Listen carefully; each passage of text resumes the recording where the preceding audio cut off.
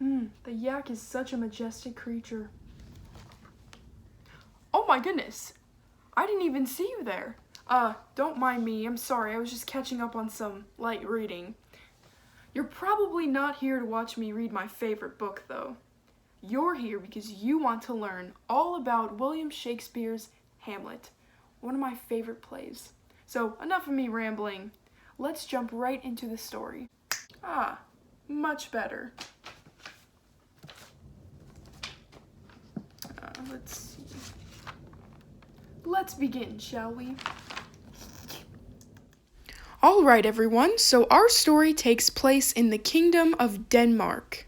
And right off the bat we see it's a time, filled with war and conflict, everyone's preparing for fighting. Our story opens to find three guards, Bernardo, Francisco, and Marcellus, along with Hamlet's best friend Horatio, hanging out in front of the castle gates, casually conversing about the latest gossip in Denmark.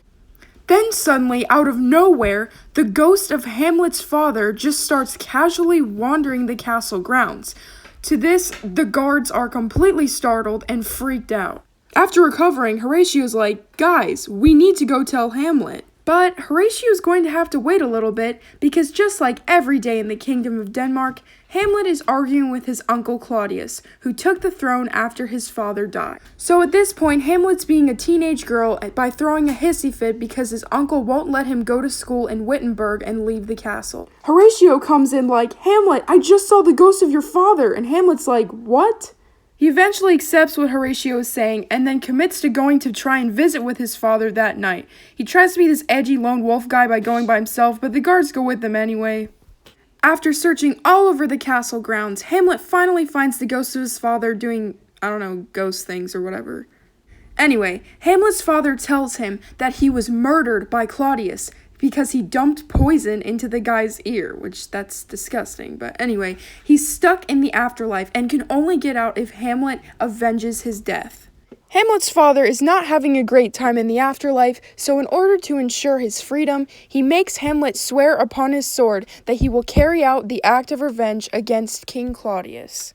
Meanwhile, back at the castle, old man Polonius, one of the king's advisors, is giving advice to his son Laertes, who is about to embark on a journey to school in Wittenberg. Before Laertes officially pieces out, as the cool kids say, he gives Ophelia a warning to stay away from Hamlet. Now, Ophelia kind of listens to him like, "Okay, yeah, whatever," but doesn't really heed his advice until old man Polonius jumps on the bandwagon and starts telling her to not accept any of his letters. She reluctantly agrees. A couple days pass until Ophelia rushes into Polonius' room to tell him something disturbing. "Dad, Hamlet is insane!" Just like any average father, Polonius thinks of ways to bring permanent disgrace to Hamlet's name. He and Claudius then proceed to come up with rumors they could spread to bring shame to Hamlet. Yay! Hamlet is busy scheming on his own, however, as he is drafting up a play for the new players to perform that will surely reveal if Claudius really did kill his father or not. Hamlet's new script for the players to perform includes the scene in which the king actually kills his brother by dumping poison into his ear.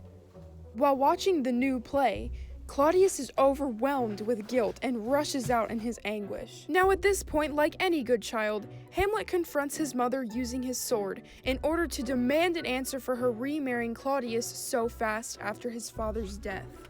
Out of nowhere, old man Polonius flies out from behind the curtain to comfort the queen, but Hamlet just kills him. Unable to put up with his bratty nephew anymore, Claudius sends Hamlet away to England. While he's away, Ophelia goes crazy because of the death of her father and the absence of her brother. Speak of the devil, Laertes is here, and he's mad. Claudius tells Laertes to direct his anger against Hamlet, and the two devise a plot to kill him when he returns from England. Oh yeah, and Ophelia dies. Hamlet finally returns to England and finds this weird gravedigger guy, but who cares about him? Laertes confronts him and wrestles him, and the two swear to a duel that day. Ladies and gentlemen, the moment we've all been waiting for. Everybody dies. The queen drinks poison meant for Hamlet, dies. Laertes gets stabbed by a poison blade, also meant for Hamlet, dies. To finally avenge his father, Hamlet rushes in and forces his uncle to drink of the poison cup. He also dies. Hamlet realizes he has no will to live and kills himself. He still dies. Horatio wanders in and, well, he actually survives this one, so that's good. And then, this random guy named Fortinbras takes control of the Kingdom of Denmark.